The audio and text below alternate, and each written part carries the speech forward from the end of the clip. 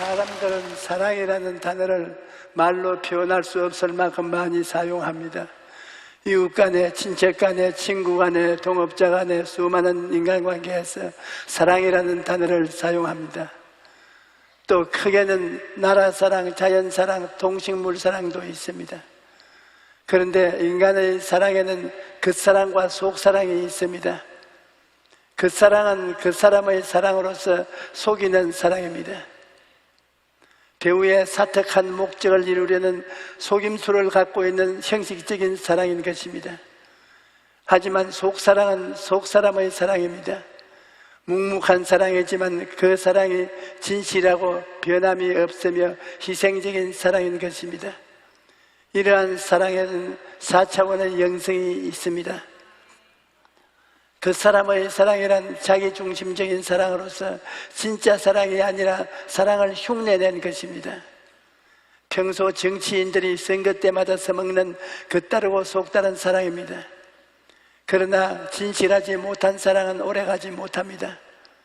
이런 사람은 사랑의 풍선을 띄우고 군중들 앞에서 당신을 사랑합니다라고 외치다가도 조금만 고난이나 불이익이 다가오면 텅 터지고 마는 것입니다. 여러분, 사랑이란 받는 것이 아니고 주는 것입니다. 내가 사랑을 주기 위해서는 반드시 내게 희생이 따릅니다. 인간들 중에 제일 참되고 진실한 사랑은 부모의 사랑입니다. 일사후퇴 때 있었던 일인데 이것은 그 후에 없을 놀라운 사랑의 이야기입니다. 6.25 전쟁이 인천 상륙작전으로 승리를 거두는가 싶었는데 갑자기 중공군의 참전으로 전세가 다른 방향으로 전개되었습니다. 유엔군이 압록강에서 후퇴하여 현재의 휴전선으로 후퇴할 때 미군 부대가 시골 마을의 작은 다리 위를 건너고 있는데 다리 밑에서 어린 아이 우는 소리가 들렸습니다. 전쟁에는 항상 죽고 상하는 자들이 있고 부모 잃은 아이들도 많기 때문에 군인들은 부모 잃은 아이가 우는가 보다 그렇게 생각하고 그냥 지나갔습니다. 그런데 한 병사가 다리 밑으로 내려가서 울음소리가 나는 곳으로 가까이 갔다가 소스라치게 놀랐습니다. 왜냐하면 눈 속에 아이의 어머니가 옷을 하나도 걸치지 않은 채 얼어 죽어 있었던 것입니다. 피난을 가다가 깊은 골짜기에서 길을 잃고 추위와 싸우다가 자식을 살리기 위해 자기 입고 있던 옷을 모두 벗어 아이에게 입히고 아이를 끌어안은 채 얼어 죽었던 것입니다. 그래서 그 병사가 언 땅을 파서 그 어머니를 묻도 가난 아이를 자기 아들로 입양해서 정성껏 키웠다는 이야기인 것입니다. 여러분, 이것이 바로 부모의 사랑인 것입니다. 자식을 위해 자기의 생명까지도 희생하는 것이 참 사랑인 것입니다.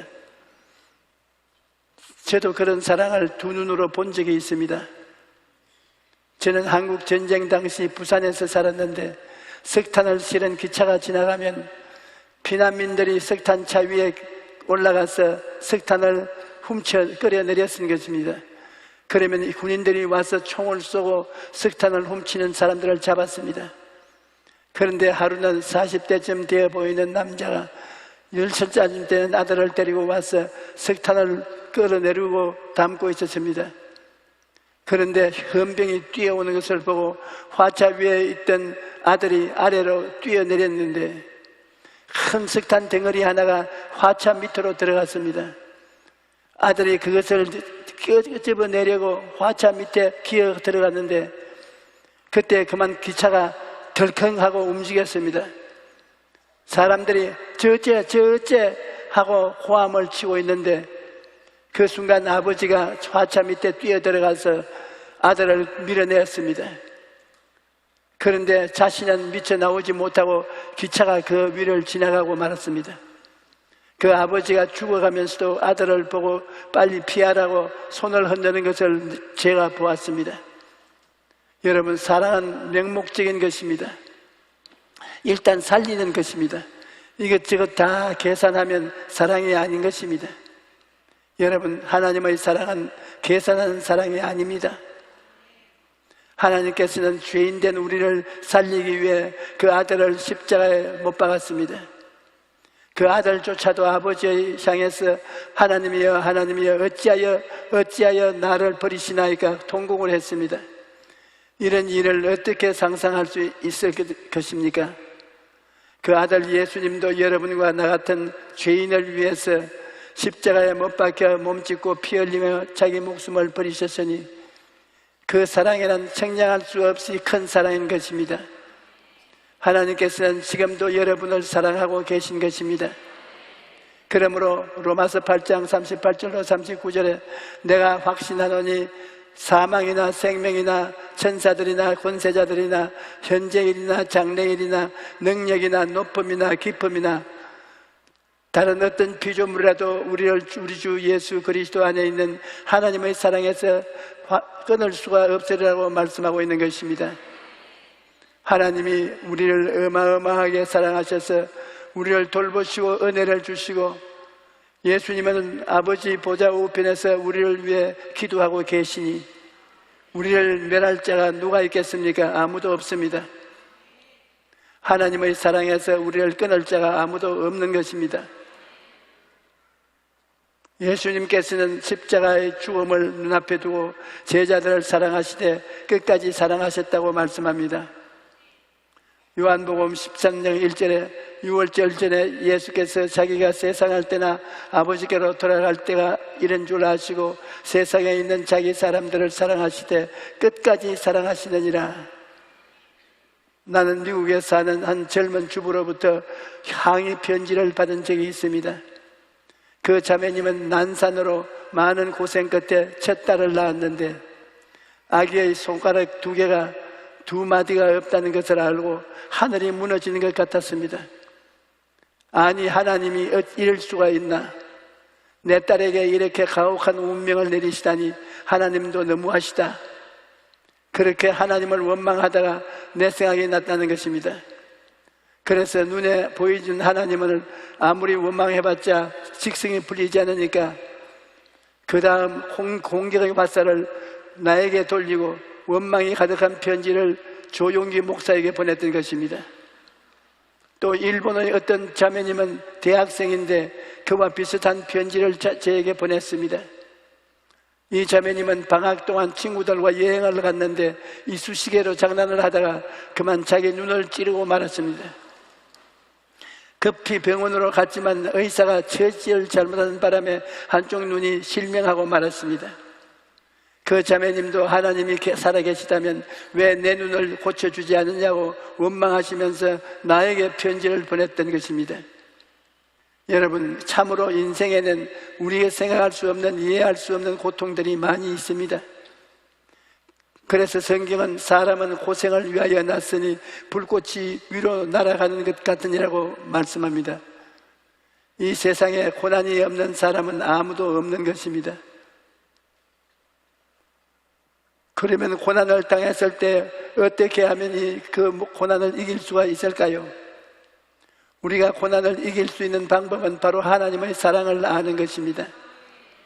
우리가 우리의 영적인 4차원을 활용하고 능력을 나타내기 위해서는 언제나 사랑을 깨달아야 되는 것입니다.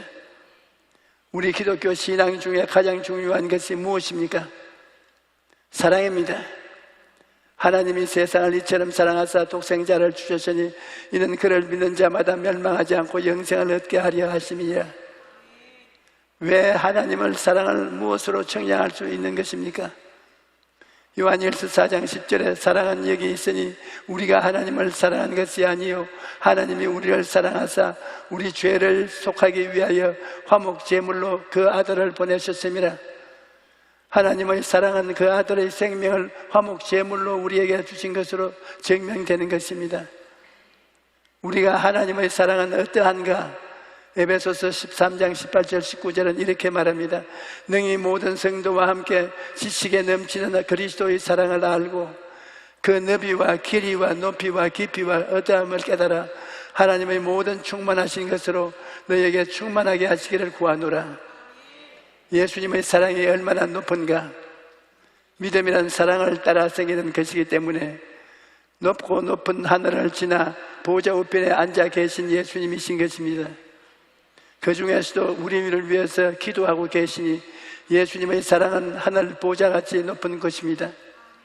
예수님의 사랑이 얼마나 깊습니까? 예수님은 우리의 죄를 짊어지고 십자가에 죽어서 음부에까지 내려갔었습니다. 그러니 그 사랑의 깊이가 얼마나 깊은지 모릅니다. 또 예수님의 사랑이 얼마나 깁니까? 예수님은 영원부터 계신 하나님이십니다.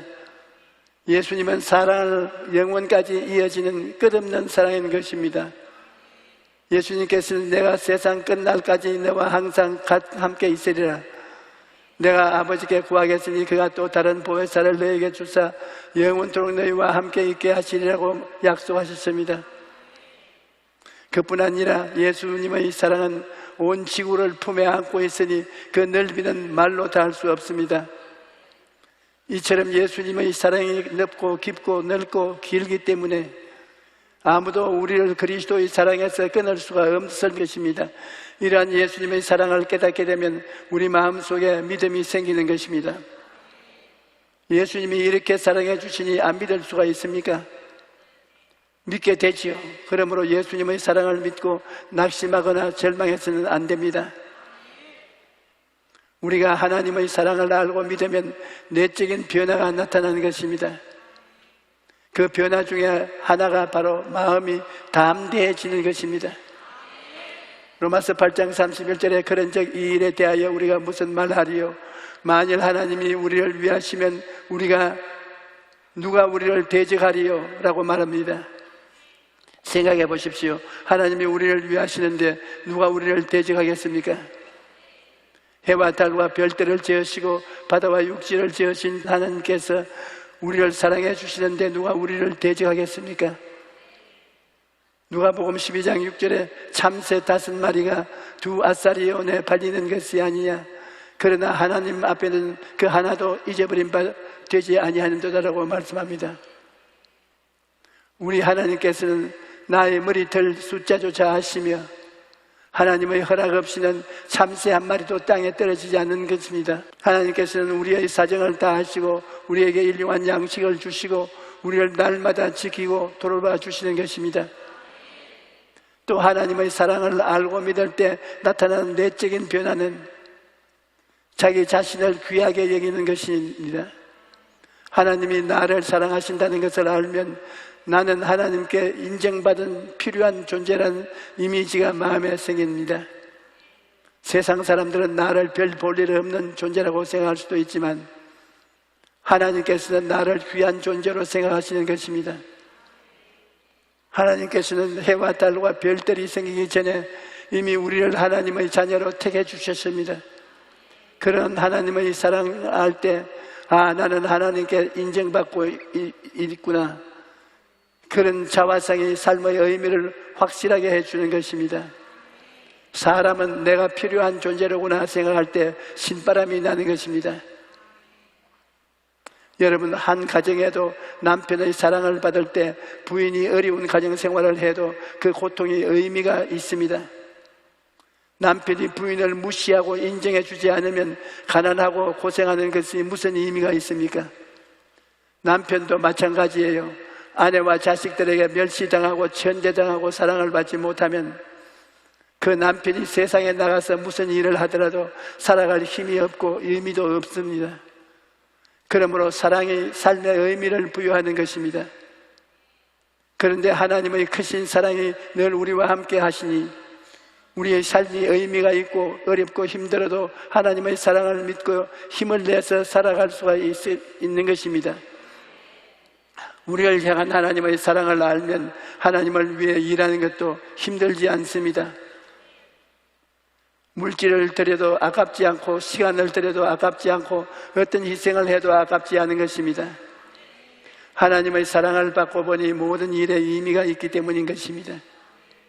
어떠한 고생을 해도 그 고생이 보람이 있고 의미가 있으면 고생이 고생같이 느껴지지 않습니다.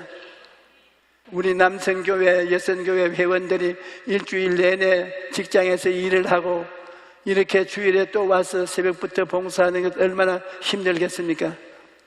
월급도 안 받고 다리가 아픈데도 그 고생을 마다하지 않는 것은 하나님의 사랑 때문입니다. 하나님의 사랑을 알기 때문에 1년 12달 변함없이 나와서 봉사를 하는 것입니다. 사랑은 그 어떠한 고생도 이기게 합니다. 사랑은 삶을 의미 있게 만들어주는 것이요, 하나님의 사랑을 받고 나면 마음속에 기쁨이 생겨나는 것입니다. 또 하나님의 사랑을 알고 믿을 때 나타나는 내적인 변화는 마음속에 소망이 생기는 것입니다. 사랑이 바로 소망을 만들어내는 것입니다. 하나님께서 우리를 사랑하시니 내일은 오늘보다, 다음 달은 이번 달보다, 명년은 금년보다 더 나아지게 해주실 것이라고 소망을 가지고 기도하게 되는 것입니다. 하나님께서는 우리를 사랑하시기 때문에 우리의 필요를 다하시고 그 필요를 채워주시는 분이십니다. 예수님께서는 그러므로 염려하여 이르기를 무엇을 먹을까, 무엇을 마실까, 무엇을 입을까 하지 말라. 이는 다 이방인들이 구하는 것이라. 너희 하늘 아버지께서 이 모든 것이 너희에게 있어야 할 줄을 아시느니라고 말씀하셨습니다. 그러므로 어려움을 당할 때 낙심하거나 절망하지 말고 기도하십시오. 큰 일이든 작은 일이든 기도하면 하나님께서 친히 돌아보아 주시는 것입니다. 제가 LA에서 우리 교민을 위한 성회를 인도한 적이 있었는데, 그 당시 폭동이 일어나서 우리 교민들이 재산을 잃고 큰 슬픔과 고통을 겪고 있었습니다. 그래서 그들을 위로하기 위해서 성회를 준비하고 저를 초청했는데, 그곳에 성령의 은혜가 크게 임하여 다 같이 즐거워하고 춤을 추며 하나님 앞에 기뻐했습니다. 그런데 그때 어떤 남자 성도 한 분이 와서 제게 이런 간증을 했습니다. 목사님, 주님은 정말 살아계십니다. 우리 집에 갑자기 나방이 생겼는데 아무리 약을 뿌려도 소용이 없었습니다. 음식에도 들어가고 온 집에 나방이 돌아다니는데 어찌할 바를 몰라서 제가 집사람에게 말했어요.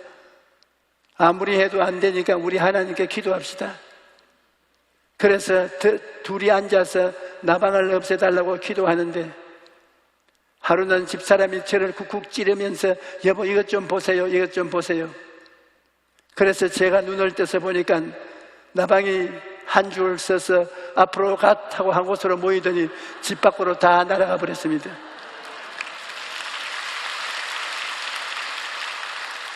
목사님, 하나님은 진짜로 살아계시네요. 그렇게 간증하는 것을 들었습니다. 소박한 간증이지만 하나님께서 이렇게 우리를 돌봐 주시는 것입니다. 그러므로 우리 생활에 지극히 작은 일로부터 시작해서 지극히 큰 일까지 예수님은 우리 모든 문제의 해답과 길이 되는 것입니다. 여러분, 하나님의 사랑과 능력을 믿고 모든 문제를 하나님께 맡기십시오. 재미있는 이야기가 있는데, 미국의 한 도시에서 경찰차가 사이렌을 요란하게 울리면서 달려가는데 무슨 일인가 알아봤더니 6살쯤 된 아이가 트랙터를 몰고 있다는 것을 신고가 접수된 것입니다. 그래서 경찰이 출동했는데 트랙터를 멈추게 하고 보니 아이가 운전한 게 아니라 아빠가 아들을 어깨 위에 태우고 운전했던 것입니다. 멀리서 보면 어깨 위에 앉은 아이가 때문에 아빠가 가려져서 마치 아이가 운전하는 것처럼 보였던 것입니다. 우리가 하나님의 사랑을 믿고 인생을 하나님께 맡기면 다른 사람들이 보기에는 인생의 핸들을 내가 잡는 것 같이 보이지만 실상은 하나님께서 잡고 있는 것입니다. 하나님께서는 어떤 경우에도 여러분을 사랑하시고 여러분을 돌보아 주십니다. 그러므로 낙심하지 말고 하나님을 믿고 담대히 나가십시오. 그러면 영혼이 잘됨같이 범사에 잘되고 강건한 삶을 살게 될 것입니다. 할렐루야.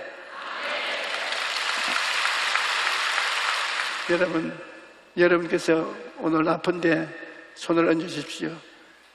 제가 기도할 때 여러분 마음속으로 같이 기도하고 믿으십시다. 하나님 아버지시여, 우리의 성도들이 몸이 아파서 하나님 앞에 섰습니다.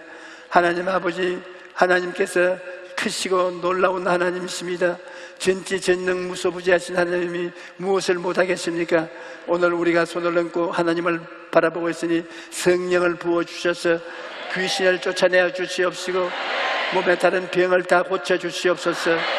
나사렛 예수 그리스도 이름으로 명하노니 너 더러운 귀신과 모든 마귀의 역사는 물러갈지어다. 물러갈지어다.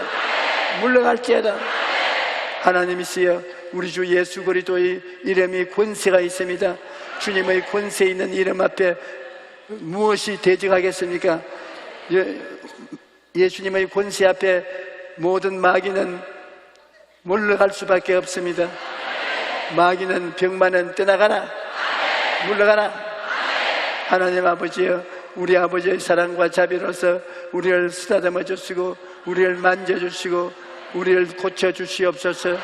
하나님 아버지께서 멀리 가지 마시고 가까이 계셔서 우리를 고쳐주심으로 살아계신 하나님이 우리 아버지인 것을 알게 하여 주시옵소서. 하나님 아버지, 병뿐 아니라 개인, 가정생활, 자녀, 사업에 여러 가지 어려운 문제를 많이 안고 있습니다. 수고하고 무거운 짐진 자들은 다 내게로 오라.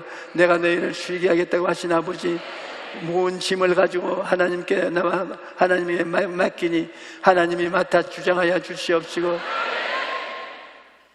모든 문제를 해결하여 주시옵소서. 예수님 이름으로 축복하고 기도합니다.